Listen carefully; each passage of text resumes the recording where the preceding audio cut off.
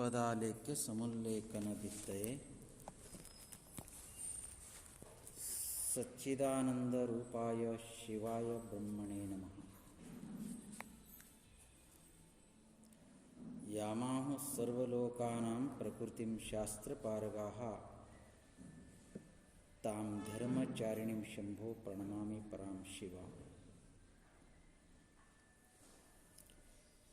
ಕ್ಷೇತ್ರ ಅಧಿಷ್ಠಾತೃ ದೇವತಾ ಸದ್ಗುರು ತ್ರಯರ ದಿವ್ಯ ಚರಣಗಳು ಮಂದಿರದಲ್ಲಿ ಧ್ಯಾನಿಸಿಕೊಂಡು ಸರ್ವರಿಗೂ ನಮಸ್ಕಾರಗಳು. ಇದು ಅಷ್ಟಾವಕ್ರ ಗೀತ.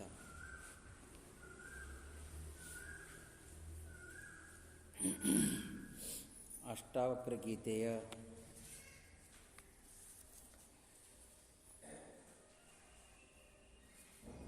17ನೇಯ ಪ್ರಕರಣದ ಮೊದಲನೇ ಮಂತ್ರವನ್ನು, ಮೊದಲನೇ ಶ್ಲೋಕವನ್ನು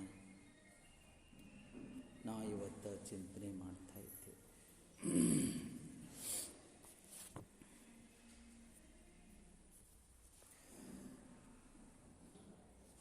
ಭಾಳಷ್ಟು ಅಪರೂಪದ ಉಪದೇಶವನ್ನು ಸಾರಸಗಟವಾಗಿ ಮಹಾಮುನಿಗಳು ಇಲ್ಲಿ ಮಾಡ್ತಾ ಇದ್ದಾರೆ.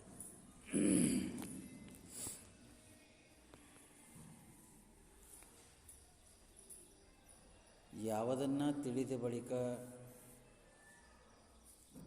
ಎಲ್ಲವನ್ನು ತಿಳಿದ ಹಾಗೆ ಆಗುತ್ತದೆಯೋ,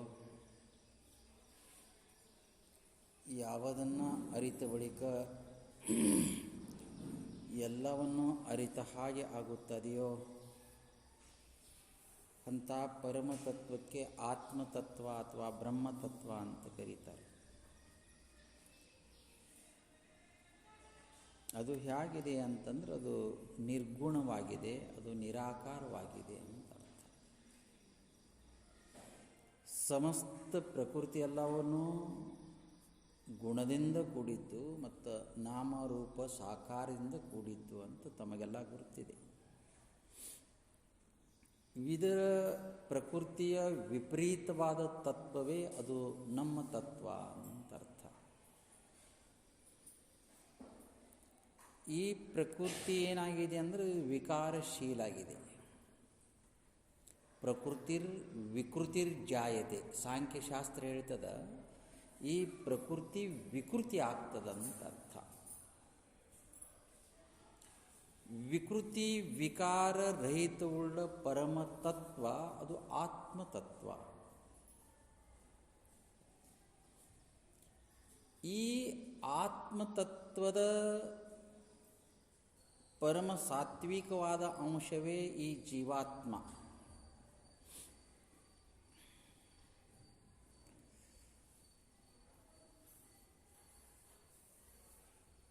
ಸೃಷ್ಟಿಯ ಪೂರ್ವದಲ್ಲಿ ಕ್ಷೋಭಗೊಂಡಾಗ ಇದಕ್ಕೊಂದು ಆಯಾಮ ಅಂದರೆ ಕರ್ಮದ ಸೋಂಕವಾಗಲಿ ಪ್ರಕೃತಿಯ ಸೋಂಕವಾಗಲಿ ಅದರ ಒಳಗಿದು ವ್ಯರ್ಥಾಗ ತನ್ನ ಅಖಂಡತೆಯನ್ನು ತಮ್ಮ ಪರಮತ್ವವನ್ನು ಇದು ಕಳ್ಕೊಂಡ ಅಂತ ಅರ್ಥ.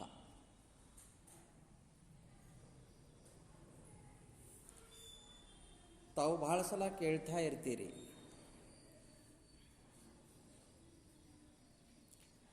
ಜೀವಾತ್ಮ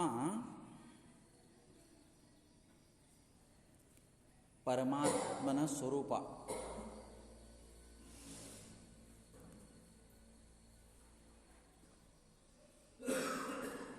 ಆದರೆ ಜೀವಾತ್ಮ ಆತ್ಮನೇ, ಆದರೆ ಇವ ಪರಮಲ್ಲ. ಜೀವಾತ್ಮ ಪರಮಾತ್ಮನ ಸ್ವರೂಪನೇ. ಇವ ಆತ್ಮನಾಗಬಹುದು, ಆದರೆ ಪರಮಾತ್ಮ ಅಲ್ಲ. ನಿಮಗೆ ಗುರುತಾಗ್ತದ? ಇವ ಪರಮಲ್ಲ. ಜೀವಾತ್ಮ ಪರಮಲ್ಲ, ಇವ ಆತ್ಮ. ಆದರೆ ಯಾವಾಗ ಜೀವಾತ್ಮ ಅಂತ ಅನ್ಸ್ಕೊಂಡನ ಅವಾಗ ಇವ ಏನಲ್ಲ, ಇವ ಪರಮಲ್ಲ. ಆತ್ಮ ಹೌದು, ಆದರೆ ಪರಮಲ್ಲ. ಯಾಕೆ?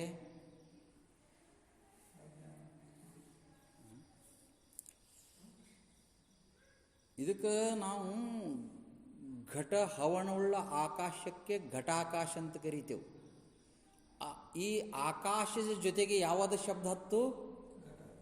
ಘಟ ಎಂಬ ಶಬ್ದ ಹತ್ತು.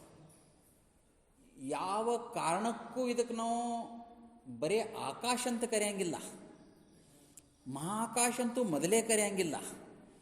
ಯಾಕೆ ಅಂದ್ರೆ ಘಟ ಉಪಾಧಿ ಇದೆ. ಆಕಾಶದ ಜೊತೆಗೆ ಯಾವ ಶಬ್ದದ ಪ್ರಯೋಗ ಆಯಿತು? ಘಟ ಶಬ್ದದ ಪ್ರಯೋಗ ಆಯಿತು. ಇದು ಅಕ್ಷರಶಃ ಸತ್ಯವಿದೆ. ಹಾಗೆ ಈ ಆತ್ಮನಿಗೆ ಜೀವ ಅಂತ ಒಂದು ಶಬ್ದದ ಪ್ರಯೋಗ ಆಯಿತು. ಇವ ಹಾಗಾದ್ರೆ ಏನಾದ ಅಂದ್ರೆ ಜೀವಾತ್ಮ ಆದ. ಈ ಜೀವ ಜಾಗದಾಗ ಇವಾಗ ಪರಮ ಶಬ್ದ ಹಚ್ಚಾಕಾಗಂಗಿಲ್ಲ. ಹಂಗಂದ್ರೇನು? ಪರಮಾತ್ಮ. ಇವ ಆತ್ಮ ಹೌದು, ಆದ್ರೆ ಏನಲ್ಲ, ಪರಮಲ್ಲ. ಆತ್ಮ ಹೌದು, ಆದ್ರೆ ಏನಲ್ಲ, ಪರಮಲ್ಲ. ಯಾಕೆ ಪರಮಲ್ಲ? ಯಾಕೆ ಪರಮಲ್ಲ ಅಂದ್ರೆ ಉಪಾಧಿ ಒಳಗೆ ಬೆರೆತಿದ್ದಾನೆ, ಸಿಕ್ಕೊಂಡಿದ್ದಾನೆ. ಇವನ ಲಕ್ಷ್ಯ ಎಲ್ಲವೂ ಪ್ರಕೃತಿ ಕಡೆಗೆ ಇದೆ. ಯಾವತ್ತು ಇವನ ಲಕ್ಷ್ಯ ಆತ್ಮನ ಕಡೆ ಇರ್ತದ, ಇವನೇ ಪರಮಾತ್ಮ. ಇವ ಪರಮಾತ್ಮನೇ. ಈ ಘಟದೊಳಗೆ ಇರುವ ಆಕಾಶ ಮಹಾಕಾಶನೇ, ಆದರೆ ಉಪಾಧಿಯ ಒಡಗೂಡಿ ಅದು ಘಟಾಕಾಶ ಅಂದ್ಕೊಂಡು. ಈಗ ಈ ಘಟ ಎಂಬ ಉಪಾಧಿ ಕಳೆದಾಗ ಮಾತ್ರ ಇದು ಏನು ಅನ್ಸಿರ್ತದ? ಉದಾಹರಣೆ ಹೇಳ್ತಾ ಇದ್ದೇನು, ಘಟ ಎಂಬ ಉಪಾಧಿಯನ್ನು ಕಳ್ಕೊಂಡಾಗ ಆಕಾಶ ಏನಾಗ್ತದ? ಮಹಾಕಾಶ ಆಗ್ತದ. ಹಾಗೆ ಜೀವಾತ್ಮನು ಅವಿದ್ಯಾ ಎಂಬ ಉಪಾಧಿ ಕಳ್ಕೊಂಡಾಗ ಏನಾಗ್ತದೆ? ನೀವು ಅವಾಗ ಇವ ಪರಮಾತ್ಮ ಆಗ್ತಾನ. ಅಲ್ಲಿವರೆಗೆ ಜೀವಾತ್ಮನೇ, ಅಲ್ಲಿವರೆಗೆ ಇವ ಜೀವಾತ್ಮನೇ. ಹಿಂಗ ಯುಗ ಯುಗನೇ ದಾಟಿ ಹೋದು. ದಿವಸ ಅಲ್ಲ, 2 ದಿವಸ ಅಲ್ಲ, ವರ್ಷ ಅಲ್ಲ, 1000 ವರ್ಷ, ಹಿಂಗ ಯುಗ ಯುಗಗಳನ್ನೇ ದಾಟಿ ಹೋದು. ಆದರೆ ಏನಾಗ್ತಾ ಇಲ್ಲ? ಪರಮ ಆತ್ಮ, ಪರಮ ಅಂದ್ರೆ ಶ್ರೇಷ್ಠ, ಉಪಾಧಿ ರಹಿತತ್ವ ಉಳ್ಳದ್ದು, ನಿರ್ಗುಣ ಉಳ್ಳದ್ದು, ನಿರಾಕಾರ ಉಳ್ಳದ್ದು, ಅದು ಇವ ಆಗ್ತಾ ಇಲ್ಲ. ಅದಕ್ಕೆ ಲೌಕಿಕ ಶಬ್ದದಲ್ಲಿ ನಾವು ಹೇಳಬೇಕಂದ್ರೆ ಇವನಿಗೆ ತನ್ನ ನಿಜವಾದ ಊರ ಸಿಗ್ತಾ ಇಲ್ಲ. ಫಿರತೆ ಫಿರತೆ ದೇಹರಥ ಹುವಾಹೆ ಚಕನಾಚೂರ್. ಇಂಥ ಎಷ್ಟೋ ದೇಹಗಳನ್ನು ಇವ ಕಳ್ಕೊಂಡಾನ. ಪಶು ಪಕ್ಷಾದಿಗಳಲ್ಲ, ಈ ಮನುಷ್ಯ ಶರೀರನೇ ಎಷ್ಟೋ ಕಳ್ಕೊಂಡಾನ ಇವ. ಪಶು ಪಕ್ಷಾದಿರೇ ಇಲ್ಲಿ ಈ ಮನುಷ್ಯ ಜನ್ಮಕ್ಕೆ ಬರಬೇಕಾದ್ರೆ ಎಲ್ಲವೂ ತಿರುಗಿ ಈ ಜನ್ಮಕ್ಕೆ ಬರಬೇಕು. ಇಂಥ ಜನ್ಮನೂ ಎಷ್ಟು ಕಳೆದಾನ. ಯಾವಾಗ ಸೃಷ್ಟಿಯಾಗಿದೆ ಆವಾಗ ನಾವು ಎಲ್ಲರೂ ಹುಟ್ಟಿದೆವು, ಇನ್ನೂ ನಮಗೆ ಊರು ಸಿಗ್ತಾ ಇಲ್ಲ. ಇದಕ್ಕೆ ಈ ಮನುಷ್ಯ ಜನ್ಮಕ್ಕೆ ಮುಕ್ತಿಯ ದ್ವಾರ ಅಂತ ಕರೀತಾರೆ. ಮನುಷ್ಯ ಜನ್ಮ ಅಂದ್ರೆ ಏನಿದು? ಮುಕ್ತಿಯ ದ್ವಾರ. ಇಲ್ಲಿಂದೇ ಮೋಕ್ಷವನ್ನು ಪಡೆಯೋದು, ಅನ್ಯಾನ್ಯ ಶರೀರದಲ್ಲಿ ಪಡೆಯೋಕೆ ಸಾಧ್ಯವಿಲ್ಲ. ಹಾಗಾಗಿ ಇವ ಪರಮ ಆತ್ಮ ಆಗಬೇಕು ಅಂತಂದ್ರೆ ಸಮಸ್ತ ಉಪಾಧಿಗಳನ್ನು ಕಳ್ಕೋಬೇಕು. ಅಂಥದ್ದೇ ಒಂದು ಸುಂದರವಾದ ಉಪದೇಶವನ್ನು ಅಷ್ಟಾವಕ್ರ ಮಹಾಮುನಿಗಳು ಜನಕ ಮಹಾರಾಜನ ನಿಮಿತ್ತ ಮಾಡಿಕೊಂಡು ಶ್ರೇಷ್ಠವಾದ ತತ್ವವನ್ನು ಜೀವರುಗಳಿಗೆ ಉಪದೇಶವನ್ನು ಮಾಡ್ತಾ ಇದ್ದಾರೆ. ನಾವು ಈಗಾಗಲೇ 15ನೇ ಅಧ್ಯಾಯವನ್ನು ಮುಗಿಸ್ಕೊಂಡು ಈಗ 16ನೇ ಅಧ್ಯಾಯವನ್ನು ನಾವು ತಿಳ್ಕೊಳ್ಳೋಕೆ ಹೊರಟಿದ್ದೆವು. 16ನೇ ಅಧ್ಯಾಯದ ಮೊದಲನೇ ಶ್ಲೋಕದಲ್ಲಿ ನಾವು ಪ್ರವೃತ್ತಿ ಆಗ್ತಾ ಇದ್ದೇವೆ. 16ನೇ ಅಧ್ಯಾಯದಲ್ಲಿ ಸುಮಾರು ಒಂದು 20-22 ಶ್ಲೋಕ ಇರಬೇಕು ಅಂತ ನನಗನ್ನಿಸ್ತಾ ಇದೆ. 20 ಶ್ಲೋಕ ಅವ, ಅಲ್ಲ 11 ಶ್ಲೋಕ ಅದ.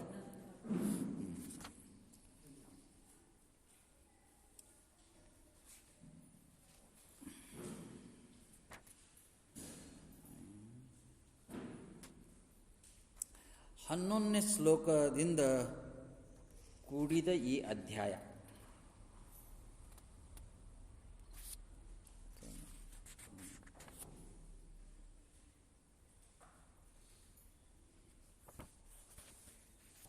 ಹನ್ನೊಂದನೇ ಶ್ಲೋಕದಿಂದ ಕೂಡಿದ ಈ ಅಧ್ಯಾಯ 16ನೇ ಅಧ್ಯಾಯ.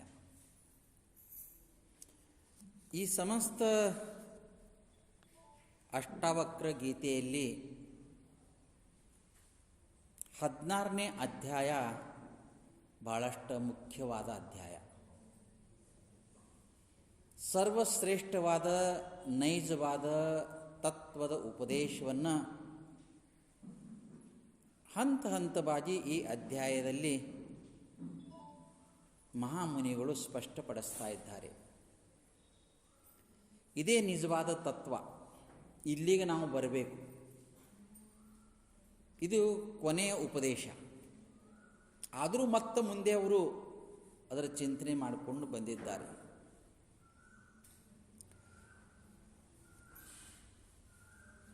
ಏನು ಹೇಳಕ್ಕೆ ಹೊಂಟಿದ್ದಾರೆ ಅಂತಂದ್ರೆ,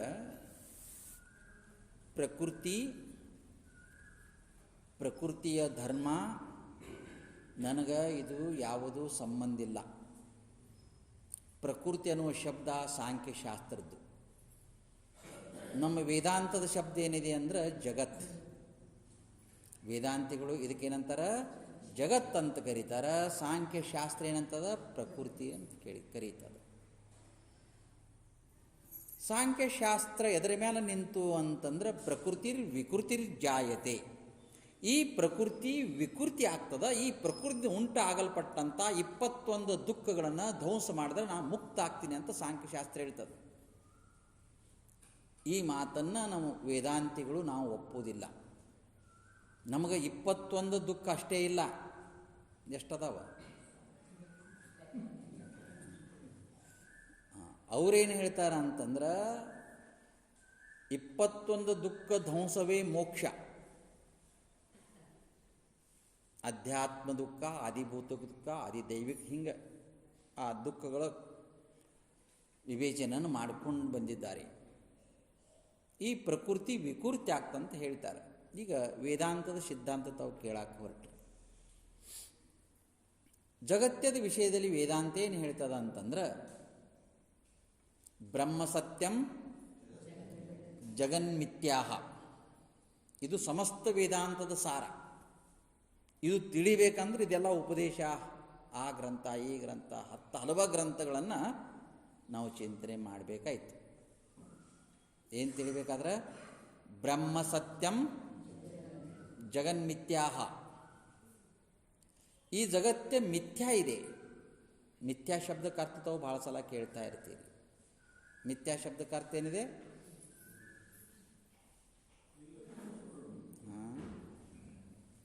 ಮಿಥ್ಯಾ ಶಬ್ದಕ್ಕೆ ಅರ್ಥ ಏನಿದೆ?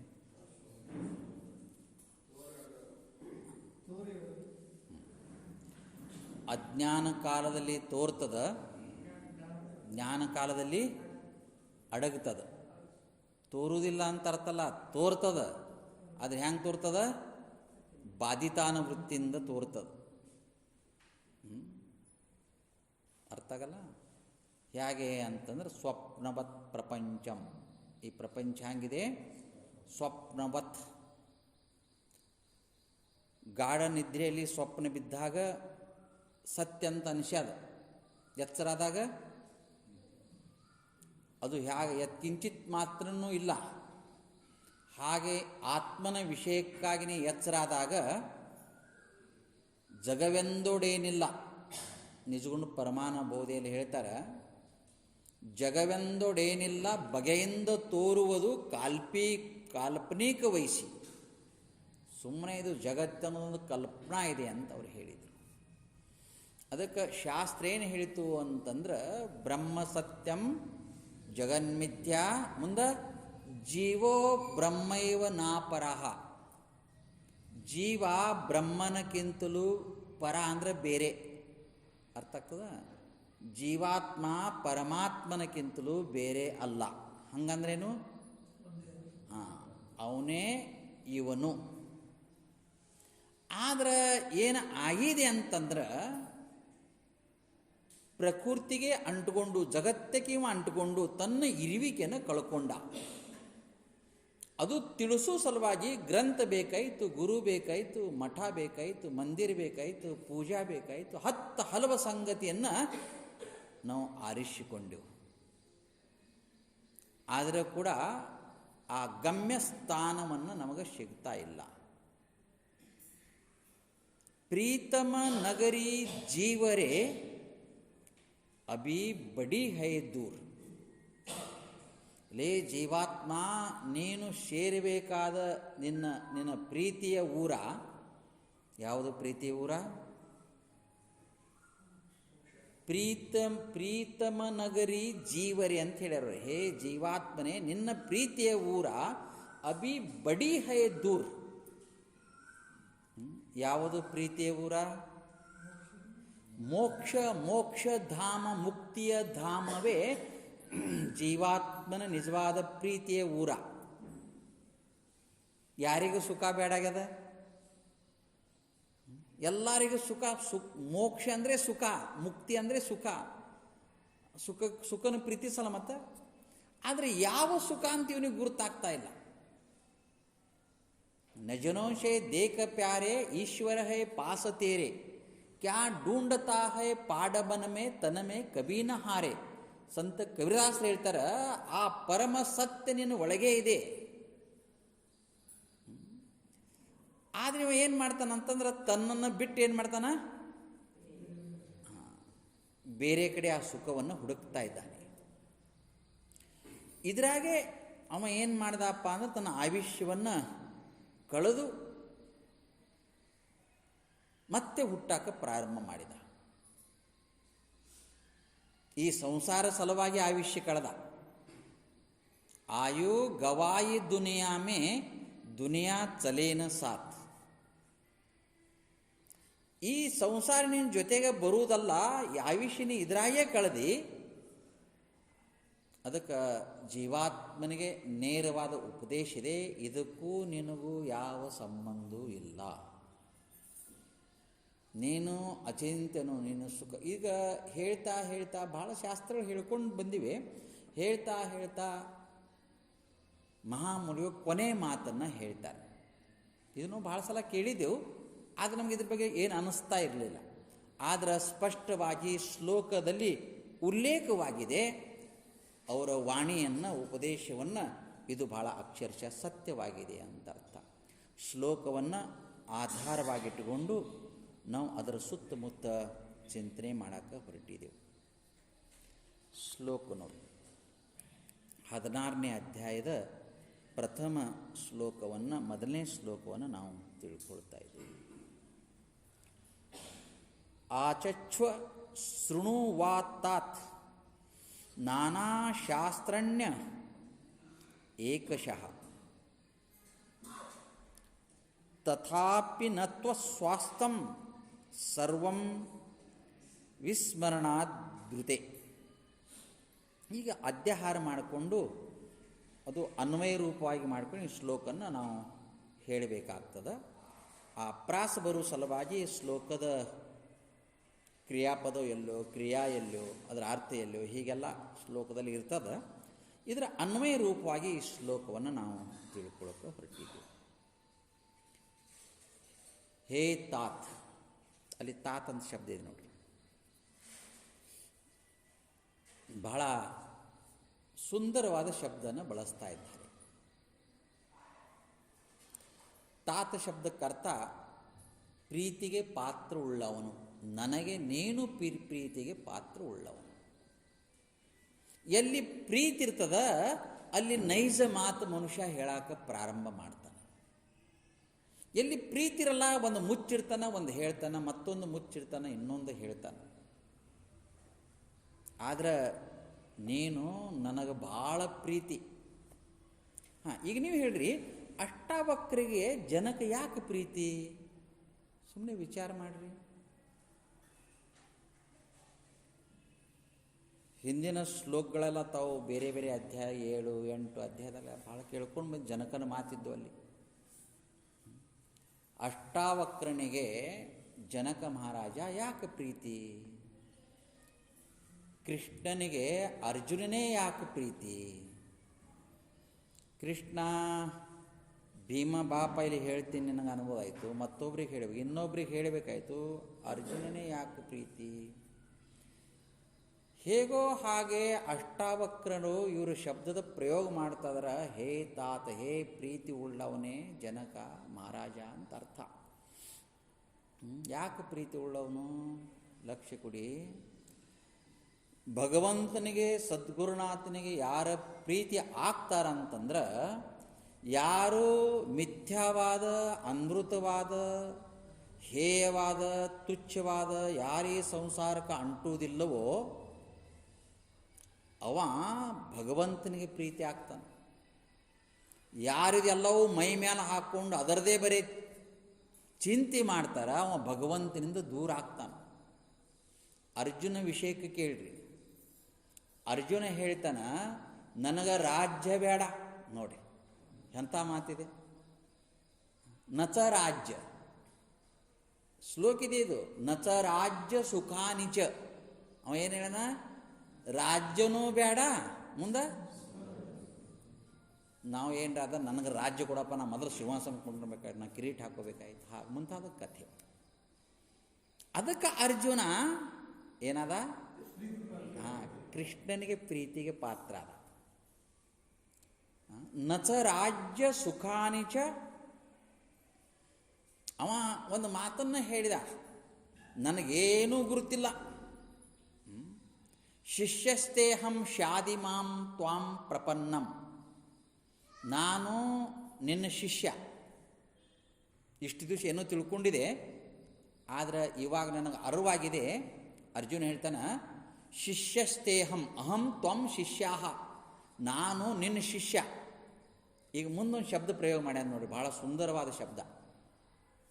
ಶಿಷ್ಯಸ್ತೇಹಂ ಮುಂದೆ ಶಬ್ದ ಪ್ರಯೋಗ ಮಾಡ್ಯಾನ, ಶಾದಿ ಮಾಂ ತ್ವಾಂ ಪ್ರಪನ್ನಂ. ಅವ ಅಂತಾನ, ನೀ ಏನು ಶಿಕ್ಷಾ ಕೊಡ್ತೀನಿ, ಹ್ಯಾಂಗ ಇರು ಅಂತಿ ಹಂಗೆ ನಾ ಇರಾಕ ಸಾಧ್ಯವಿದೆ. ಶಾದಿ ಅಂದ್ರೆ ನಿನಗೆ ನಾನು ಶರಣ ಹೋಗಿದ್ದೇನೆ. ಇದು ಸುಮ್ಮನೆ ಬಾಯಿಲಿ ಹೇಳುವುದಲ್ಲ, ಅರ್ಜುನ ತಾನು ಸ್ವತಃ ನಡೆದು ತೋರಿಸಿದ. ನಾನು ನಿನಗೆ ಶರಣ ಹೋಗಿದ್ದೇನೆ. ಲೋಕದಲ್ಲಿ ಗಾದಿ ಮಾತಿದೆ ನೋಡಿ, ಕುಡುಗೋಲ ಕುಂಬಳಕಾಯಿ ನಿನ್ನ ಕೈಯಾಗ ಕೊಟ್ಟಿದ್ದೇವಪ್ಪ, ಮುಂದೆ ನೀನು ಕಡಿಯರೇ ಕಡಿಬಹುದು, ಕಡಿದೇನೂ ಇರಬಹುದು, ಎರಡೂ ನಿನ್ನ ಕೈಯಾಗ. ಹಾಗ ಹೇ ಸದ್ಗುರುನಾಥ, ಸರ್ವ ಭಾವೇನ ಭಾರತ, ಎಲ್ಲ ಭಾವನೆಯನ್ನು ನನ್ನ ಇರುವಿಕೆ ನಿನಗೆ ಸಮರ್ಪಣೆ ಮಾಡಿದಿ. ಈ ಮಾತನ್ನು ಬಸವಣ್ಣವ್ರು ಕೂಡ ಶಬ್ದದ ಪ್ರಯೋಗ ಮಾಡಿದ್ದಾರೆ. ಹಾಲಲ್ಲೇ ಎದ್ದು ಅಂದಿಲ್ಲ, ನೀರಲ್ಲೇ ಎದ್ದು, ನೀ ಏನಾರೇ ಮಾಡು, ಎಲ್ಲವೂ ನನ್ನ ಭಾರ ನಿನ್ನ ಮೇಲೆ ಹಾಕಿದ್ದೀನಿ ತಂದೆ ನೀನು. ಹೇಳ್ತಾ ಹೇಳ್ತಾ ಕೊನೆಗೆ ಅವರು ಹೇಳಿದರು, ಹಾಲಲ್ಲೇ ಎದ್ದು ನೀರಲ್ಲೇ ಎದ್ದು, ನೀ ಏನಾರೇ ಮಾಡು.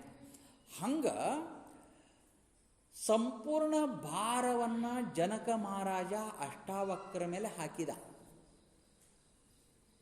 ಆವಾಗ ಅಷ್ಟಾವಕ್ರ ಮಹಾಮೇಲೆ ಉಪದೇಶ ಮಾಡ್ತಾ ಮಾಡ್ತಾ ಬಂದು ಇವಾಗ ಒಂದು ಅದ್ಭುತಪೂರ್ವವಾದ ಉಪದೇಶ ಮಾಡ್ತಾರೆ. ಮತ್ತು ನೀನು ನನಗೆ ನಂಬಿಕೊಂಡಿದ್ದಿ, ನನ್ನನ್ನು ಬಿಡು ಅಂತ ಹೇಳ್ಯಾರ. ಏನಂತ ಹೇಳ್ಯಾರ? ಮತ್ತೆ ನೀನು ಹಂಗಂತ ತಿಳ್ಕೊಂಡು ನನಗೆ ನಂಬ್ಕೊಂಡಿದ್ದಿ, ನಾನೊಬ್ಬ ನರದೇಹಿ, ಏನೋ ಒಳಗೆ ನನಗೆ ಆತ್ಮಜ್ಞಾನ ಆಗಿರಬಹುದು, ಆದರೆ ನೀನು ನನ್ನನ್ನು ಬಿಡು ಅಂತ ಹೇಳಿದರು. ಎಂಥ ಒಂದು ಅಮೋಘ ಮಾತಿದೆ. ಇಂಥ ಶಬ್ದಗಳನ್ನು ಭಾಳ ಕಡೆ ಉಪದೇಶನ ಮಾಡ್ಕೊಂಡು ಬಂದದ್ದು ನಾವು ಕೇಳ್ತಾ ಇರ್ತೇವೆ. ಆದ್ರೆ ಅದಕ್ಕೆ ಯಾರೂ ಮುಟ್ಟಿಲ್ಲ, ಅದರ ಬಗ್ಗೆ ವ್ಯಾಖ್ಯಾನ ಮಾಡಿಲ್ಲ, ಅದು ಮನುಷ್ಯಗೆ ಹಚ್ಕೊಂಡಿಲ್ಲ. ಹಾಗಾಗಿ ಅದು ಹಾಗೇ ಉಳ್ಕೊಂಡ್ಬಿಡ್ತು. ಇವತ್ತು ನಮ್ಮ ಪಾಲಿಗೆ ಸದ್ಗುರು ನಿರಂಜನ ಮಹಾಸ್ವಾಮಿಗಳವರ ಕೃಪಾ ಆಶೀರ್ವಾದದಿಂದ ಆ ಶ್ಲೋಕದ ಚಿಂತನೆಯನ್ನು ನಾವು ಇಲ್ಲಿ ಮಾಡ್ತಾ ಇದ್ದೀವಿ. ಅನ್ವಯ ರೀತಿಯಾಗಿ ಶ್ಲೋಕವನ್ನು ನಾನು ಓದ್ತಾ ಇದ್ದೀನಿ. ಹೇ ತಾತ್, ಹೇ ಪ್ರೀತಿಗೆ ಪಾತ್ರವುಳ್ಳ ಹೇ ಜನಕ ಮಹಾರಾಜನೇ,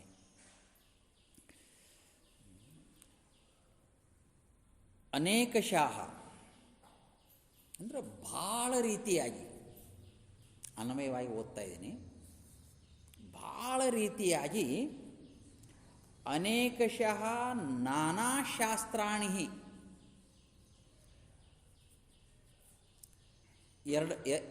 ಎರಡು ಶಬ್ದ ಪ್ರಯೋಗ, ಎರಡು ಶಬ್ದ ಅರ್ಥ ಒಂದೇ ಇದೆ. ಒಂದು ಅನೇಕ ಶಬ್ದ ಪ್ರಯೋಗ ಮಾಡಿದಾರೆ, ಇನ್ನೊಂದು ನಾನಾ ಶಬ್ದ ಪ್ರಯೋಗ. ಎರಡಕ್ಕೆ ಅರ್ಥ ಒಂದೇ, ಅಂದ್ರೆ ಭಾಳ ಭಯಂಕರಿವೆ ಅಂತ ಅರ್ಥ. ಏನು ಶಾಸ್ತ್ರ ಅಂದ್ರೆ ಗ್ರಂಥ. ಗ್ರಂಥ ಎಷ್ಟದಾವ?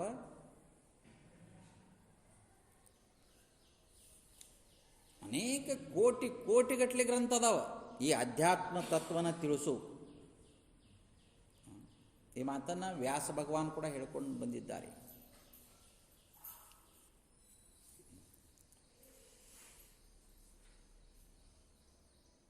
ಅಂದ್ರೆ ಅನೇಕ ಶಾಸ್ತ್ರದವ. ಅಲ್ಪ ಆಯು ವಿಘ್ನಕೋಟಯಾ ನಾನಾ ಶಾಸ್ತ್ರ. ಶಾಸ್ತ್ರ ನೋಡಿದ್ರೆ ಕೋಟಿಗಟ್ಟಲೆ ಅದಾವ, ಆಯುಷ್ಯ ನೋಡಿದ್ರೆ ಅಲ್ಪಿದೆ. ಇದರ ನಡುವೆ ಏನಿದೆ? ವಿಘ್ನಕೋಟಯ. ವಿಘ್ನಗಳು ಎಷ್ಟದಾವ? ಅಲ್ಪಾಯು ವಿಘ್ನಕೋಟಯ ತಸ್ಮಾತ್ ಸಾರಂ ವಿಜಾನೀಯಾತ್. ಹೀಗಾಗಿ ಸಾರಭೂತವಾದ ತತ್ವವನ್ನು ತಿಳ್ಕೋ, ಯಾವುದು ನೈಜಿದೆ ಅದನ್ನು ತಿಳ್ಕೋ, ಉಳಿದುದ ಬಗ್ಗೆ ತಲೆ ಕೆಡಿಸ್ಕೋಬೇಡ. ಆ ಮಾತನ್ನು ಇಲ್ಲಿ ಸ್ಪಷ್ಟಪಡಿಸ್ತದ್ರ ಅವರು.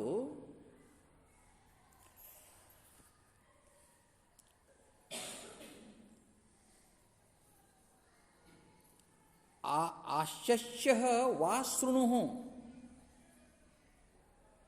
ತಥಾಪಿ ವೃತ್ತೇ ಸರ್ವಸ್ಯ ಸ್ಮರಣಾತ್ ತತ್ರ ಸ್ವಾಸ್ಥಂ ನ ನಿನಗೆ ಶಾಂತಿ ಸಿಗುವುದಿಲ್ಲ. ನಿನಗೆ ಶಾಂತಿ ಸಿಗಬೇಕು ಅಂತಂದ್ರೆ ಒಂದನ್ನು ತಿಳ್ಕೊ. ಈ ಮಾತನ್ನು ಅವ್ರು ಹೇಳ್ತಾರೆ. ಹಿಂಗೆ ಇರೋಣಿಂದ ನೀ ಭಾಳ ಶಾಸ್ತ್ರ ಕೇಳಿದಿ, ಭಾಳ ಶಾಸ್ತ್ರ ಹೇಳಿದಿ, ಭಾಳ ಗ್ರಂಥ ಓದಿದಿ. ಓದುದ್ದು, ಕೇಳುದ್ದು, ಹೇಳುದ್ದಾಗಲಿ ಇದರಿಂದ ನಿನಗೆ ಶಾಂತಿ ಸಿಗುವುದಿಲ್ಲ. ಇದೇ ಅಧ್ಯಾಯದ ಕೊನೆ ಶ್ಲೋಕದಲ್ಲಿ ಈ ಮಾತನ್ನು ಅವ್ರು ಹೇಳ್ಯಾರ. ನಿನ್ನ ಪಾಲಿಗೆ ಗುರು ಇಲ್ಲ, ಶಾಸ್ತ್ರ ಇಲ್ಲ ಅಂತ ಅಧ್ಯಾಯ ಮುಗಿಸಿದ್ದಾರೆ. ನಿನ್ನ ಪಾಲಿಗೆ ಯಾರಿಲ್ಲ? ಇನ್ನೊಂದು ಸಲ ಕೇಳ್ರಿ. ಈ ಅಧ್ಯಾಯದ ಕೊನೆಯಲ್ಲಿ ಈ ಮಾತನ್ನು ಅಧ್ಯಾಯದ ಪ್ರಾರಂಭದಲ್ಲಿ ನಾನು ಹೇಳ್ತಾ ಇದ್ದೀನಿ. ಈ ಅಧ್ಯಾಯದ ಕೊನೆಯಲ್ಲಿ ಈ ಮಾತನ್ನು ಇನ್ನೂ ಸ್ಪಷ್ಟವಾಗಿ ಅವರು ಹೇಳಿದ್ದಾರೆ. ನಿನಗ ಶಾಸ್ತ್ರ ಇಲ್ಲ. ಅರ್ಥ ಆಗ್ತದ? ಶಾಸ್ತ್ರ ಅಂದ್ರೇನು? ಏನು ಶಾಸ್ತ್ರ?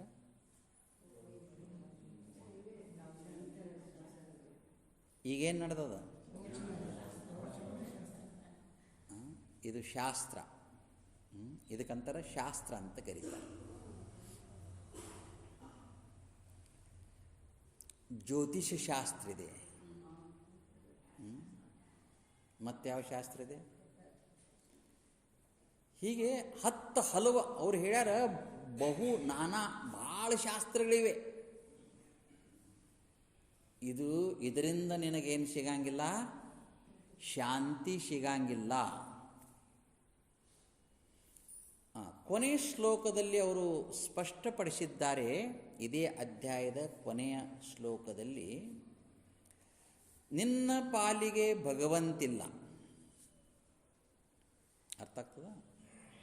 ಈಗೆಲ್ಲ ಶಬ್ದವನ್ನು ವಿಚಾರ ಮಾಡಬೇಕಾಯ್ತು. ಮತ್ತು ಭಗವಂತ ಯಾಕಿಲ್ಲ?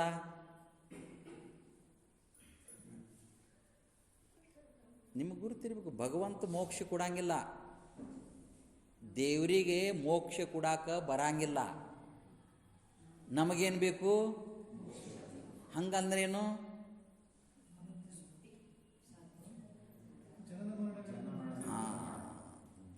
ಜನನ ಮರಣದಿಂದ ಬಿಡುಗಡೆ ಆಗಬೇಕು ನಾವು. ಅದಕ್ಕೆ ಬಂದದ್ದು. ಎರಡು ಸಲ ಹುಟ್ಟೋದು, ಎರಡು ಸಲ ಸಾಯೋದು.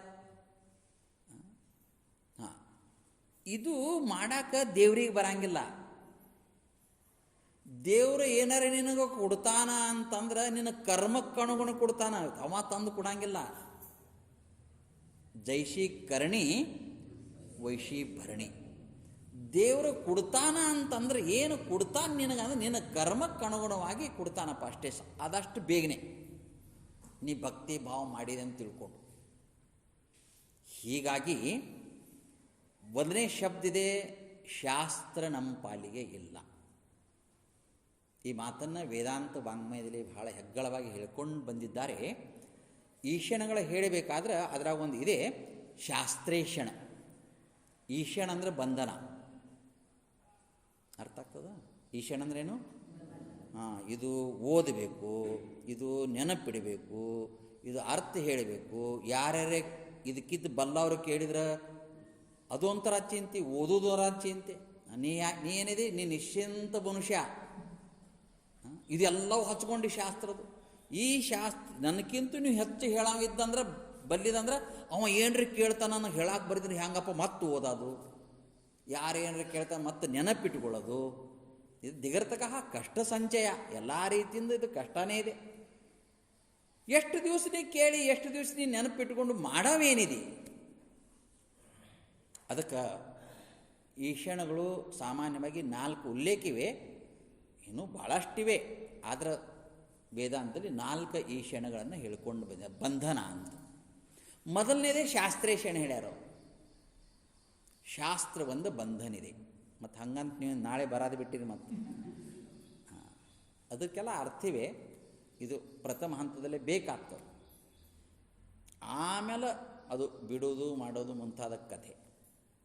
ಶಾಸ್ತ್ರೇಷಣ, ದಾರೇಷಣ, ಪುತ್ರೇಷಣ, ವಿತ್ತೇಷಣ, ಇನ್ನೂ ಭಾಳ ಅದಾವ. ಆದರೆ 4 ಭಾಳಷ್ಟು ಪ್ರಮುಖವಾದದ್ದು ಅಂತ ಅರ್ಥ.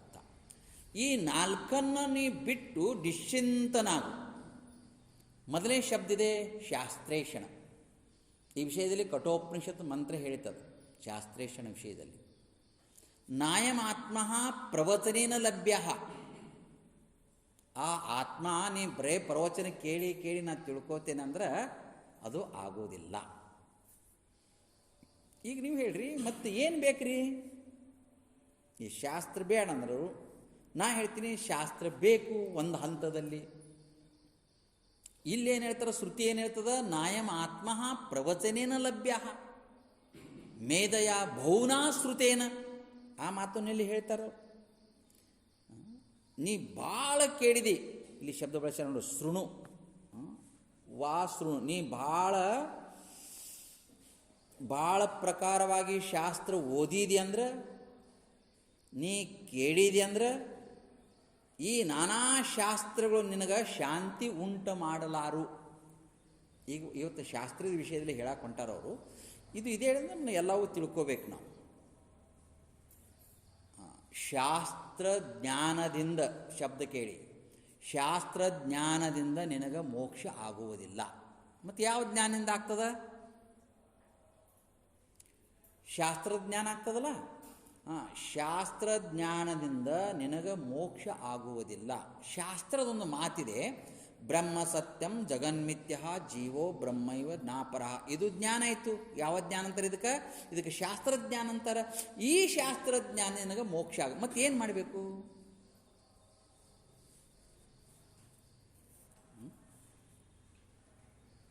ಗುರ್ತಾಗ್ತಾನೆ ನಿಮಗೆ? ಶಾಸ್ತ್ರ ಓದಿ ಎಷ್ಟು ಎಲ್ಲ ಓದಿ ಎಷ್ಟೊಂದು ಓದಿದ್ರು ಕೂಡ ಶಾಸ್ತ್ರ ಅದರಿಂದ ಮೋಕ್ಷ ಆಗಂಗಿಲ್ಲ ಅಂತ ಹೇಳ್ಯಾರ. ಹಂಗಂತ ತಿಳ್ಕೊಂಡು ಶಾಸ್ತ್ರ ಬಿಡೋ ಅಂತ ಅರ್ಥ ಅಲ್ಲ. ಒಂದು ಹಂತಕ್ಕೆ ಶಾಸ್ತ್ರ ಬೇಕು. ಮುಂದೆ ಲಕ್ಷ್ಯ ಕೊಡಿ, ಕೇಳಿ.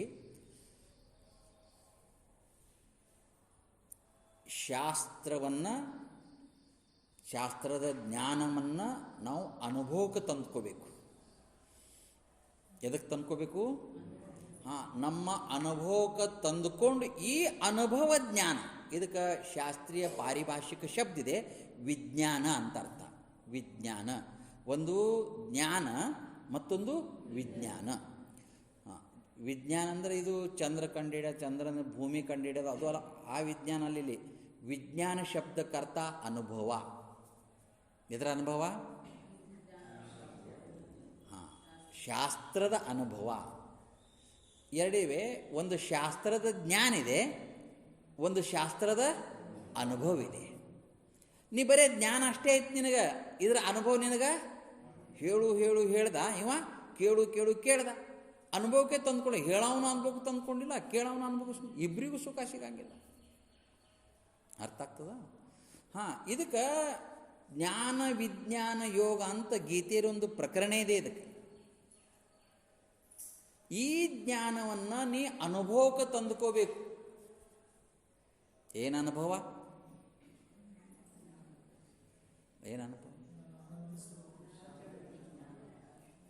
ನಿಮಗೆ ಸ್ವಪ್ನದ ಅನುಭವ ಇದೆ ಇಲ್ಲ? ಏನು ಅನುಭವ ಇದೆ ಸ್ವಪ್ನದು?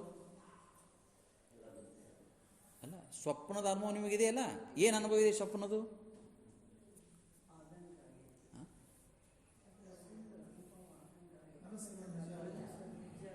ಸ್ವಪ್ನದ ಅನುಭವ ಇಲ್ಲ, ಏನು ಅನುಭವ ಇದೆ ಸ್ವಪ್ನದು? ಇದು ನಿಜ ಅಲ್ಲ ಅಂತ ಅನುಭವ ಇದೆ. ಏನು ನಿಜ ಅಂತ ಅನುಭವ ಇದೆ? ಇಲ್ಲ, ಇದಕ್ಕಿದ್ದಂಗೆ ಅನುಭವ ಇದೆ. ಇದು ನಿಜ ಅಲ್ಲ ಅಂತೇನು ಅನುಭವವಿದೆ, ಹಾಗೆ ಈ ಸ್ವಪ್ನದ ಹಾಗೆ ಪ್ರಪಂಚ ಇದೆ ಅಂತ ಬಾಯಾಗ ಅಂದೆ ಅಷ್ಟೇ. ಅನುಭವಕ್ಕೂ ತಂದುಕೊಂಡಿಲ್ಲ. ಅದಕ್ಕೆ ಈ ಶಾಸ್ತ್ರ ಏನಾಯ್ತಂದ್ರೆ ಈಶಾನ ಆಯಿತು, ಬಂಧನ ಆಯಿತು. ಇದು ಸ್ವಪ್ನ ಇದೆ ಅಂತ ನಿನಗೆ ಅನುಭವ ಆಯಿತು. ಇದರಂತೆ ಜಗತ್ತಂತ ಹೇಳ್ತಾರೆ. ಬ್ರಹ್ಮ ಸತ್ಯಂ ಜಗನ್ಮಿಥ್ಯ. ಮಿಥ್ಯ ಅಂತಂದ್ರೆ ತೋರಿ ಅಡಗುವುದು, ಸ್ವಪ್ನ ಏನಿದೆ ತೋರಿ ಅಡಗ್ತದ. ಹಂಗೆ ನೀನಿದು ಹೇಳಾಕ ಬಂತು, ಕೇಳಾಕ ಬಂತು, ಆದ್ರೆ ಅನುಭವಕ್ಕೆ ಬರಲಿಲ್ಲ. ಅರ್ಥ ಆಗತ್ತ? ಇವತ್ತೇ ಅನುಭವಕ್ಕೆ ಬಂತು ಅಂದ್ರೆ ಇವತ್ತೇ ಮುಕ್ತ ಆಗ್ತಿ. ಅದಕ್ಕೆ ಅವ್ರು ಹೇಳ್ತಾರೆ, ಅಪ್ಪ ಇದು ಅನುಭವಕ್ಕೆ ತಂದು ಶಾಸ್ತ್ರ ಬಿಟ್ಬಿಡು, ಅದರ ಬೆನ್ನೇ ಹತ್ತಬೇಡ. ಹೊಳಿ ದಾಟಬೇಕಂತ ತಿಳ್ಕೊಂಡು ಬೆನ್ನಿಗೆ ಕುಂಬಳಕೈ ಕಟ್ಕೊಂಡ, ಹೊಳೆಯಾಗ ಬಿದ್ದ,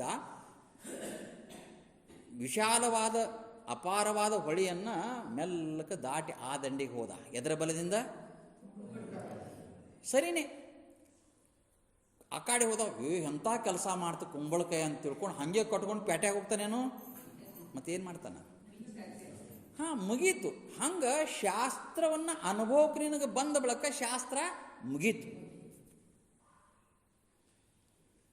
ಹಾಗೆ ಅವರಿಲ್ಲಿ ಹೇಳ್ತಾ ಇದ್ದಾರೆ, ಯಾವ ಕುछ पाने के लिए कुछ खोना चाहिए. ಅರ್ಥ ಆಗ್ತದೆ ಶಬ್ದ? ಹಿಂದಿ ಗಾದಿ ಮಾತಿದು.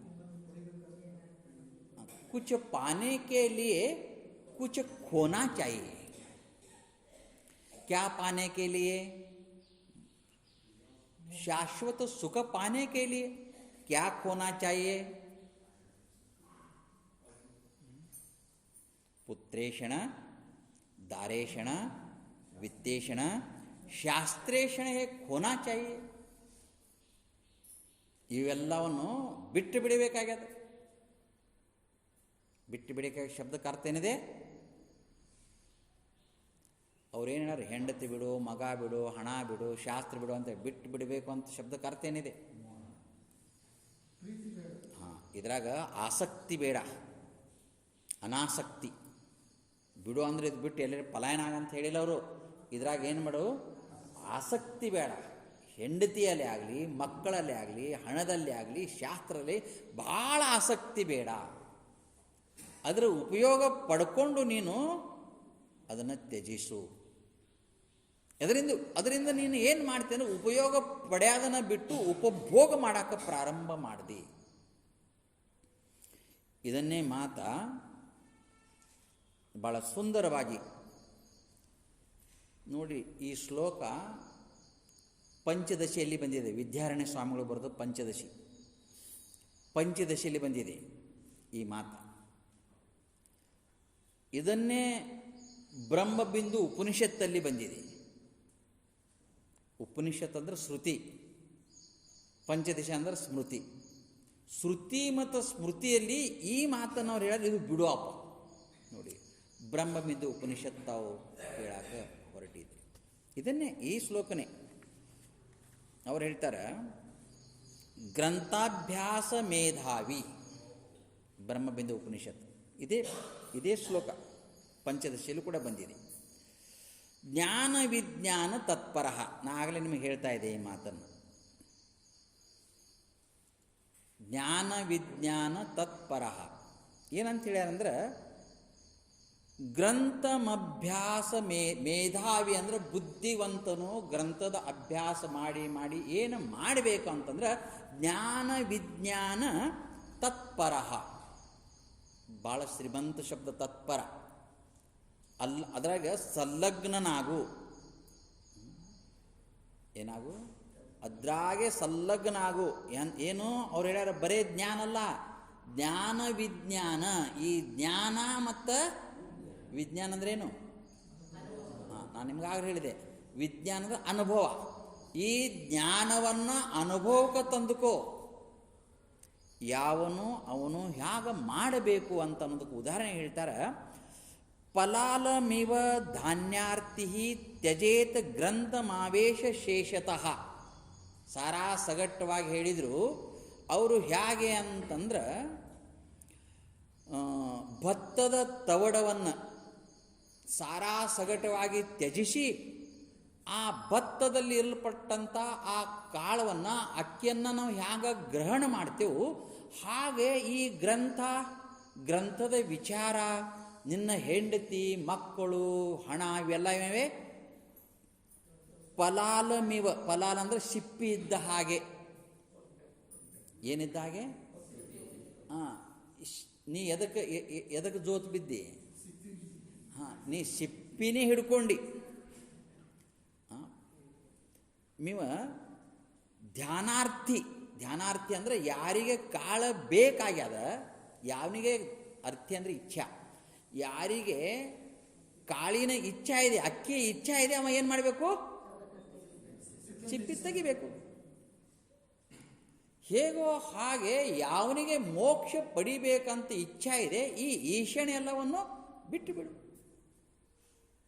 ಶಾಸ್ತ್ರೇಷಣ, ದಾರೇಷಣ, ಪುತ್ರೇಷಣ, ವಿತ್ತೇಷಣ. ಈಶಾನ ಅಂದರೆ ಬಂಧನ. ತ್ಯಜೇತ್ ಗ್ರಂಥಮಾವೇಶ ಶೇಷತಃ. ಈ ಗ್ರಂಥವನ್ನು ನೀನು ಬಿಟ್ಟು ಬಿಡು ಅಂತ ಇಲ್ಲಿ ಅವರು ಸ್ಪಷ್ಟಪಡಿಸಿದ್ದಾರೆ ಅಂತ ಅರ್ಥ. ಮತ್ತೇನು ಮಾಡು? ಈಗ ನಾವು ಸಾಮಾನ್ಯವಾಗಿ ಶಾಸ್ತ್ರ ಓದಿದವನು ಅಥವಾ ಶಾಸ್ತ್ರ ಹೇಳೋವನು ಅವನಿಗೆ ಪಂಡಿತ ಅಂತ ಕರೀತೀವಿ. ನಾವು ಏನು ಮಾಡಿದ್ರು ಇವನೇ ಜ್ಞಾನಿ ಅಂತ ತಿಳ್ಕೊಂಡ್ಬಿಟ್ಟೆವು. ಅರ್ಥ ಆಗ್ತದ? ಯಾರಿಗೆ ಜ್ಞಾನಿ ಅಂದೆವು? ಶಾಸ್ತ್ರ ಹೇಳೋವನು ಅಥವಾ ಶಾಸ್ತ್ರ ಕೇಳೋವನು ಭಾಳ ತಿಳ್ಕೊಂಡವನಿಗೆ ಜ್ಞಾನಿ ಅಂದೆವು. ಅವ್ರು ಹೇಳಿದ್ರೆ ಅಕ್ಷರಶಃ ಇವ ಜ್ಞಾನಿ ಅಲ್ಲ. ಇವ ಯಾರು? ಇವೊಬ್ಬ ಬಂಧನಕಾರಿ ಮನುಷ್ಯ. ಇದಕ್ಕೆ ಅಂಟ್ಕೊಂಡು ಬಿಟ್ಟಾನ. ಎದಕ್ಕೆ ಅಂಟ್ಕೊಂಡು ಬಿಟ್ಟಾನ? ಈ ಗ್ರಂಥದ ಶಾಸ್ತ್ರದ ಅಭ್ಯಾಸದ ವಿಚಾರಕ್ಕೆ ಅಂಟ್ಕೊಂಡು ಬಿಟ್ಟಾನ. ನಕಿ ಉಸ್ಕೋ ಸಮಾಧಾನ ಹೈ ನಕಿ ಶಾಂತಿ. ಇದು ಬಿಟ್ಟು ಬಿಡು ಅಂತ ಹೇಳಿದ್ರು. ಹೇಳ್ಯಾರ ಬಿಡು ಅಂತ ಹಂಗಲ್ಲ, ಇದರ ರಸಸ್ವಾದವನ್ನು ಅನುಭವಕ್ಕೆ ತಂದು ಇದು ಬಿಟ್ಟು ಬಿಡು. ಒಬ್ಬ ಗುರುಗಳ ಹತ್ರ 100 ಜನ ಶಿಷ್ಯರು. ಒಂದು ಭಾಳ ಪರಂಪರೆಯಿಂದ ಅವರಲ್ಲಿ ಒಂದು ಗ್ರಂಥ ಇತ್ತು. ಮೊದಲಿನ ಗುರುಗಳು ಈ ಗ್ರಂಥದ ಬಗ್ಗೆ ತನ್ನ ಒಟುಗಳಿಗೆ ಹೇಳ್ತಾ ಇದ್ರು. ಇನ್ನೊಬ್ಬರ ಗುರುಗಳು ಇವ್ರು ತೀರಿರ್ಬೇಕು, ಮತ್ತೊಬ್ಬರು ಬರ್ತಾರಲ್ಲ ಅವರು ಈ ಗ್ರಂಥನೇ ಹೇಳೋರು. ಇನ್ನೊಂದು ಗುರುಗಳು ಶಿಷ್ಯರು ಬದಲಿ ಆಗವರು, ಗುರುಗಳು ಬದಲಿ ಆಗವರು. ಆದ್ರೆ ಅವ್ರದೊಂದು ಪರಂಪರೆ ಇತ್ತು, ಈ ಗ್ರಂಥ ಬಿಟ್ಟು ಬೇರೆ ಗ್ರಂಥ ಹೇಳೋ ಹಾಗಿಲ್ಲಪ್ಪ. ಹಂಗೆ ನಮ್ಮ ಸಿದ್ಧಾಡೋ ಪರಂಪರೆಯಲ್ಲಿ ನಿಜಗುಣಶಾಸ್ತ್ರ ಮತ್ತು ಭಗವದ್ಗೀತಾ ಈ ಎರಡು ಗ್ರಂಥ ಭಾಳಷ್ಟು ಮುಖ್ಯ. ಇದನ್ನೇ ಪರಂಪರೆಯಾಗಿ ನಡ್ಕೊಂಟು ಬರ್ತಾ ಇದೆ, ಇದನ್ನೇ ಹೇಳೋದು ಅಂತ ಹೀಗೆಲ್ಲ. ಆಗ ಆ ಮಠದ ಪರಂಪರೆ ಏನಿತ್ತು, ಈ ಗ್ರಂಥವನ್ನೇ ಮತ್ತೆ ಮತ್ತೆ ಮುಂದಿನ ಬಂದ ಗುರುಗಳು ಕೂಡ ಅದೇ ಗ್ರಂಥ ಹೇಳೋದು, ಇನ್ನು ಅದೇ ಗ್ರಂಥ. ಈಗ ಪರಂಪರೆ ಇತ್ತು. ಈಗಾಗಲೇ ಆ ಗ್ರಂಥ ಈ 100 ಜನ ಶಿಷ್ಯರಿಗೆ ಗುರುಗಳು, ಹೊಸಬರ ಗುರುಗಳು ಇದು ಹೇಳ್ತಾ ಇದ್ರು. ಗುರುಗಳ ಮಹಾಜ್ಞಾನಿಗಳು, ಮಹಾನ್ ಅನುಭಾವಿಗಳು, ಜೀವನ್ಮುಕ್ತಿ ವಿಲಕ್ಷಣ ಆನಂದವನ್ನು ಅನುಭವಿಸಿದ ಗುರುಗಳು ಶಿಷ್ಯರಿಗೆ ಪಾಠ ಮಾಡ್ತಾ ಇದ್ದಾರೆ. ಯಾವಾಗಲೂ ಏನಪ್ಪ, ತಮ್ಮ ಹತ್ರ ಇರುವ 100 ಜನ ಶಿಷ್ಯರಿಗೆ ಯಾರ ಉತ್ತಮ ಜಿಜ್ಞಾಸು ಅದಾನ, ಯಾವನಲ್ಲಿ ತೀವ್ರ ಮುಮುಕ್ಷತ್ವ ಇದೆ, ಅಂಥವನಿಗೆ ಈ ಮಠಕ್ಕೆ ಅಧಿಪತ್ಯವನ್ನು ನೇಮಕೆ ಮಾಡುವುದು ಇಷ್ಟರಲ್ಲಿ ಅಂತ ಹೀಗೊಂದು ಪರಂಪರೆ ಇರ್ತದೆ. ಗುರುಗಳಿಗೆ ಅನ್ನಿಸ್ತು ಈ 100 ಜನದಾಗ ಎಲ್ಲರೂ ಮೇಧಾವಿಗಳು. ಈ ಶಬ್ದನ ಇಲ್ಲಿ ಬಳಸಿದ್ದಾರೆ. ಏನಂತ ಬಳಸಿದ್ದಾರೆ ಅಂತಂದ್ರೆ ಅವರು ಗ್ರಂಥಭ್ಯಾಚ್ಯ ಮೇಧಾವಿ, ಬ್ರಹ್ಮವಿದ್ದು ಉಪನಿಷತ್ದಾಗ ಗ್ರಂಥಭ್ಯಚ್ಯ ಮೇಧಾವಿ ಆಚಾರ್ಯ ಪುನಃ ಪುನಃ ಅಂದ್ರೆ ಮತ್ತೆ ಮತ್ತೆ ಇದಕ್ಕೆ ಇವತ್ತೊಂದು ಅರ್ಥ ಮಾಡಿದೆವು, ನಾಳೆ ಮತ್ತು ನಾಳೆ ಒಂಥರ ಅರ್ಥ ಮಾಡಿದೆವು. ಇದೇ ಶ್ಲೋಕ ನಾನು ನಾಳೆ ಹೇಳಬೇಕಾದ್ರೆ ಬೇರೆ ಅರ್ಥ ಮಾಡ್ತೀನಿ, ಯಾಕೆ ಬುದ್ಧಿಶಕ್ತಿಯಿಂದ. ಮತ್ತು ನಾನು ಇದೇ ಶ್ಲೋಕ ನಾವು 8 ದಿವಸ ನಡೆಸ್ಬೋದು, ಅಷ್ಟು ಅರ್ಥದ ಇದ್ರ ಗರ್ಭಿತ್ತಾಗಿದೆ. ಇದಕ್ಕೆ ಮೇಧಾವಿ ಅಂತ ಕರೀತಾರೆ, ಬುದ್ಧಿವಂತ ಅಂತ ಕರೀತಾರೆ. ಇದು ಕೆಲಸ ಕೊಡಂಗಿಲ್ಲ. ಶ್ರುತಿ ಹೇಳಿತು, ನ ಆತ್ಮ ಪ್ರವಚನೇನ ಲಭ್ಯ ನ ಮೇಧಾವಿ. ಯಾರ ಅವನಿಗೆ ಆತ್ಮ ಸಿಗಂಗಿಲ್ಲ. ನ ಮೇಧಸಾಹ ಅಂದ್ರೆ ಬುದ್ಧಿವಂತರಿಗೆ ಇದು ಸಿಗುವುದಿಲ್ಲ. ಗುರುಗಳಂದ್ರು ಇವರು 100 ಜನ ಆದ್ರೆ ಇದರ ಬುದ್ಧಿವಂತ ಅಥವಾ ನಿಜವಾದ ಶಿಷ್ಯ ಹ್ಯಾಂಗೆ ಕಂಡು ಹಿಡಿಯೋದು ಅಂತ ಅವರು ಈ 100 ಜನಕ್ಕೆ ಇವತ್ತು ತೀರ್ಮಾನ ಮಾಡಿ ಒಂದು ಇದು ಮಾಡಬೇಕು ಅಂತ ಅವರು ಮಾಡಿದ್ರು. ಅವಾಗ ಒಬ್ರಿಗೆ ಕೇಳ್ತಾರೆ ಅವರು, ನೋಡಪ್ಪ ಈ ಗ್ರಂಥ ನಮ್ಮ ಪರಂಪರೆಯಿಂದ ಬಂದಿದೆ, ನಾ ಯಾರಿಗೆ ಮಠಕ್ಕೆ ಮಾಡ್ತೀನಿ ಅವ್ರಿಗೆ ಗ್ರಂಥ ಭಾಳಷ್ಟು ಜೋಕಿಯಾಗಿ ಜೋಪಾನಾಗಿ ಸುರಕ್ಷಿತವಾಗಿ ಮುಂದೆ ಬಂದವ್ರಿಗೆ ಕೂಡ ಈ ಗ್ರಂಥದ ಬಗ್ಗೆ ನೀವು ಹೇಳಬೇಕು, ಈ ಗ್ರಂಥನ್ನೇ ಅವ್ರಿಗೆ ಇದು ಮಾಡಬೇಕು ಅಂತ ಹೇಳಿದರು. ಅವಾಗ ಅವರು ಕೇಳಿದ್ರೆ, ನಿನಗೆ ನನಗೆ ಬೇಕ್ರಿ ಗ್ರಂಥ ಕೊಡ್ರಿ. ಯಾರ ಗ್ರಂಥ ತಗೋತಾರ ಅವನೇ ಶಿಷ್ಯ. ಎಲ್ಲರೂ ನನಗೆ ಬೇಕು ನನಗೆ ಬೇಕು ನನಗೆ ಬೇಕು ಗ್ರಂಥ ಅಂತ. ಇರೋದು ಗ್ರಂಥ ಎಷ್ಟು? ಇರುವ ಗ್ರಂಥ ಒಂದು, ಕೇಳೋರು ಎಷ್ಟು? ಎಲ್ಲರೂ ನನಗೆ ಬೇಕು ನಿನಗೆ ಬೇಕು ಗ್ರಂಥ ಅಂತ ಕರೀತಾರೆ, ಕೇಳ್ತಾರೆ. ಮತ್ತೀಗ ಈ ಗ್ರಂಥ ವಹಿಸಿದ ಬಳಿಕ ಗ್ರಂಥದ ಸುರಕ್ಷತೆ, ಇದಕ್ಕೆ ಅರ್ಥ, ಇದರ ಜ್ಞಾನ, ಇದರ ಜಿಜ್ಞಾಸೆ ಮಾಡಬೇಕಲ್ಲ ನಾವು. ಎಲ್ಲರಿಗೆ ಇದರ ಗ್ರಂಥದ ವಿಷಯಕ್ಕಾಗಿ ಮಾಡುವ ಶಕ್ತಿ ಇತ್ತು. ಆದ್ರೆ ಒಬ್ಬ ಮಾತ್ರ ಗುರುಗಳು ನನಗೆ ಕೊಡ್ರಿ ಅಂತ ಏನೋ ಸುಮ್ಮನೆ ಕುಂತಿದವ. ಗುರುಗಳ ಲಕ್ಷ್ಯವಿತ್ತು. ಯಾಕೋ ನೀನು ಯಾಕೆ ಸುಮ್ಮನೆ ಕುಂತೀವೋ? ಎಲ್ಲರೂ ಈಗ ನೀವು ಹೇಳ್ರಿ, ಇವರು ಗ್ರಂಥ ನನಗೆ ಬೇಕು ಯಾಕಂತಾರ? ನಿಮಗೆ ಗುರ್ತಾಗಿತ್ತಾ? ಈ ಗ್ರಂಥದ ಜೊತೆಗೆ ನನಗೆ ಮಠದ ಆಸ್ತಿ ಪಾಸ್ತಿ ಗೌರವ ಘನತೆ, ನಾನು ಗುರು ಆಗಬೇಕಪ್ಪ. ಏನಾಗಬೇಕು ನಾವು? ಮತ್ತು ಗ್ರಂಥ ಯಾರು ತೋತಾರ ಅವರು ಹಾಕ್ತಾರೆ. ಅವರು ತಲೆ ಮೇಲೆ ಇಡ್ತಾರೆ, ತಲೆ ಮೇಲೆ ಇಟ್ಟು ಮಠದ ಪ್ರದಕ್ಷಿಣೆ ಮಾಡಿಸ್ತಾರೆ. ಆಮೇಲೆ ಆ ಗ್ರಂಥ ಇಟ್ಟು ಪೂಜೆ ಮಾಡೋದು, ಹೇಳೋದು ಮುಂತಾದ ಕಥೆ. ಯಾರು ಹೊರ್ತಾರೆ ಈ ಗ್ರಂಥ? ನಾ ಹೊರ್ತೀನಿ, ನೀಗ ಹೊರ್ತೀನಿ ಅನ್ನೋ ಶಬ್ದ ಗುರ್ತಾಗ್ತದ. ಇದು ತಲೆ ಮೇಲೆ ಇಟ್ಕೊಂಡು ನಾನು ಪ್ರದಕ್ಷಿಣೆ ಹಾಕಿದ ನಾನು ಗುರುಗಳಂದ್ರೆ ಇಷ್ಟು ಜನದಾಗ ಯಾರಿಗೆ ಕೊಡೋದು? ಆದ್ರೆ ಒಬ್ಬ ಸುಮ್ಮನೆ ಕುಂತಿದ್ದ. ಯಾಕೋ ನೀ ಸುಮ್ಮನೆ ಕುಂತಿದ್ದಲ್ಲ ಅಂತಂದ್ರು. ಗುರುಗಳ ನನಗೆ ಗ್ರಂಥ ಬ್ಯಾಡ್ರಿ ಗುರುಗಳ ಅಂತಂದ್ರು. ಇವ ಬೇಡ ಅಂತ ಅಂದ್ರೆ ಇವನೇ ನಿಜವಾದ ಇದಕ್ಕೆ ಕೂವತ್ತಿದೆ ಅಂತ ತಿಳ್ಕೊಂಡು ಆ ಗ್ರಂಥ ನಾವು ತಲೆ ಮೇಲೆ, ಅದಕ್ಕೆ ಶಬ್ದ ಇದೆ, ಒತ್ತಡದ ಮೂಲಕವಾಗಿ ಅವನಿಗೆ ಹೆರಿಸಿದ್ರು. ಇವರೆಲ್ಲ ಉಳ್ದವ್ರು ಏನಪ್ಪ ಅವನಿಗೆ ಹೋಯ್ತಲ್ಲ, ಸುಮ್ಮನೆ ಕುಂತಿದ್ದ, ಅವನಿಗೆ ಹೋಯ್ತಂತ. ಅವಾಗ ಪರಂಪರೆ ಊರು ಜನ ಎಲ್ಲ ಸೇರಿತ್ತು, ಎಲ್ಲ ಸೇರಿತ್ತು. ಮಠಕ್ಕೆ ಪ್ರದಕ್ಷಿಣೆ ತಲೆ ಮೇಲೆ ಹೊತ್ಕೊಂಡು ಹಾಕಪ್ಪ ಅಂತ ಹೇಳಿದರು. ತಲೆ ಮೇಲೆ ಹೊತ್ಕೊಂಡು ಗ್ರಂಥ ಪ್ರದಕ್ಷಿಣೆ ಹಾಕ್ತಿದ್ರು. ಚಳಿಗಾಲ ದಿವಸ ಅಂತ ತಿಳ್ಕೊಂಡು ಬೆಂಕಿ ಕಾಸ್ತಾ ಇದ್ರು. ಅಲ್ಲಿ ಹೋಗಿ ಆ ಬೆಂಕಿಯಾಗಿದ್ದು ಹಾಕಿಬಿಟ್ಟ. ಏನೋ ಅರ್ಥ ಆಯ್ತಾ? ಈಗ ನೀವು ಹೇಳ್ರಿ, ಗ್ರಂಥನ ಬೆಂಕಿಯಾಗ ಹಾಕೋನವ ಸರಿನೋ ತಪ್ಪನೋ?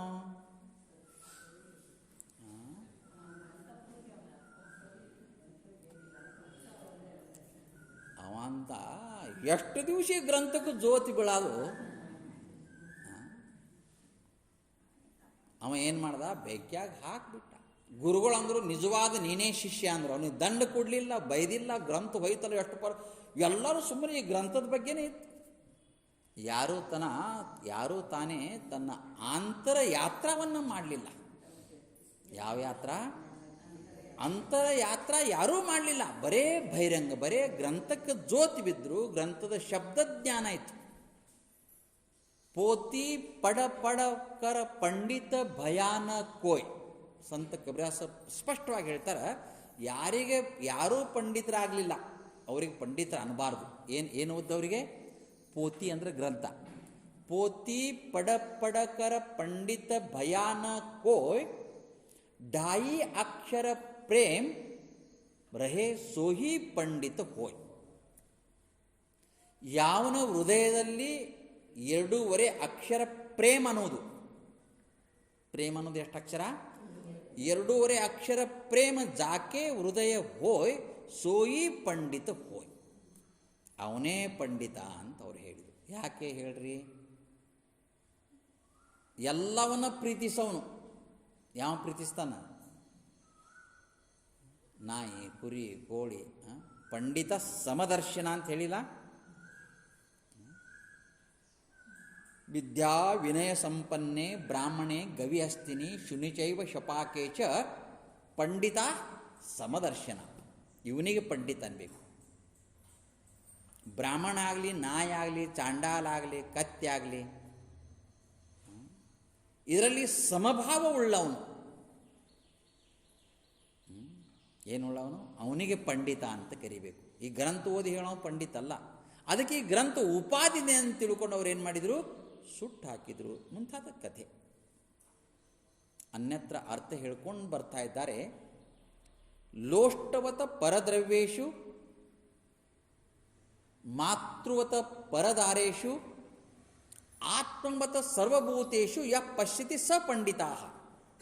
ಅನ್ಯತ ಸುಭಾಷಿತಕಾರ ಹೇಳ್ತಾನ, ಬೇರೆಯವರ ಹಣ ಅಂದ್ರೆ ಮಣ್ಣು ಹೆಂಟಿ ಇದ್ದಂಗೆ ತಿಳ್ಕೊಬೇಕಂತ. ಬೇರೆ ಹೆಣ್ಮಕ್ಳ ಅಂತಂದ್ರೆ ನನ್ನ ತಾಯಿಯ ಸಮಾನ ಅಂತ ತಿಳ್ಕೊಬೇಕಂತ. ಮಾತೃವತ ಪರದಾರೇಶು ಆತ್ಮವತ ಸರ್ವಭೂತೇಶು, ಎಲ್ಲದರೊಳಗೆ ನಾನೇ ಇದ್ದೇನೆ. ಯ ಪಶ್ಯತಿ ಸ ಪಂಡಿತ. ಯಾವ ನೋಡ್ತಾನ ಅವ ಪಂಡಿತ ಅಂತ. ಅದಕ್ಕೆ ಇಲ್ಲಿ ಅಷ್ಟಾವಕ್ರ ಮಹಾಮನಿಗಳು ಏನು ಹೇಳಿದರು ಅಂತಂದ್ರೆ, ಇದೆಲ್ಲವನು ವಿಸ್ಮರಣಾತ್. ಇದೆಲ್ಲವೂ ಏನು ಮಾಡು? ಮರ್ತು ಬಿಡು. ವಿಸ್ಮರಣ ಅಂದ್ರೆ ಇದೆಲ್ಲವನ್ನು ಮರ್ತು ಬಿಡು, ಅವಾಗ ನಿನಗೆ ಶಾಂತವಾಗಿರಾಕ ಬರ್ತದೆ. ಇದೆಲ್ಲವೂ ಹಚ್ಕೊಂಡೆ ಅಂದರೆ ನಿನಗೆ ಶಾಂತವಾಗಿರಾಕ ಬರುವುದಿಲ್ಲ ಅಂತ ಇಲ್ಲಿ ಸ್ಪಷ್ಟಪಡಿಸಿದ್ದಾರೆ. ಸದ್ಗುರು ನಿರಂಜನ ಮಹಾಸ್ವಾಮಿಗಳು ಇದಕ್ಕೆ ನಿಜವಾದ ಅನ್ವರ್ಥಕವಾದ ಮಹಾತ್ಮರು ಅಂತ ಅನ್ನುವಲ್ಲಿ ತಪ್ಪಿಲ್ಲ ಅಂತ ಅರ್ಥ. ನಿರಂಜನ ಮಹಾಸ್ವಾಮಿಗಳು ತುಂಬಿದ ಕುಟುಂಬ ಇದ್ದರೂ ಕೂಡ ಆ ಕುಟುಂಬಕ್ಕೆ ಅವರು ಅಂಟುಕೊಂಡಿದ್ದಿಲ್ಲ.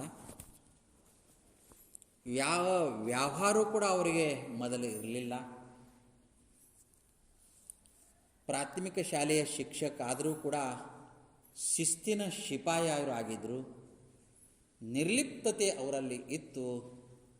ತುಂಬಿದ ಮನೆ, ನೌಕರಿ ರಾಜೀನಾಮೆ ಕೊಟ್ಟು ಅವರು ಈ ದಾವಣಗೆರೆಯ ಮಹಾನಗರಕ್ಕೆ ಬಂದು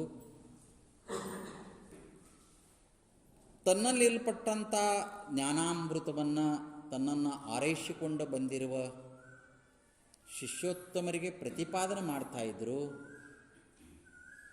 ಸಮಯನಿಷ್ಠೆ, ನಿರ್ಲಿಪ್ತತೆ, ಇರುವಿಕೆ ಅವರಿಂದ ನಾವು ಕಲಿಬೇಕಾದದ್ದು ಭಾಳ ಇದೆ ಅಂತರ್ಥ.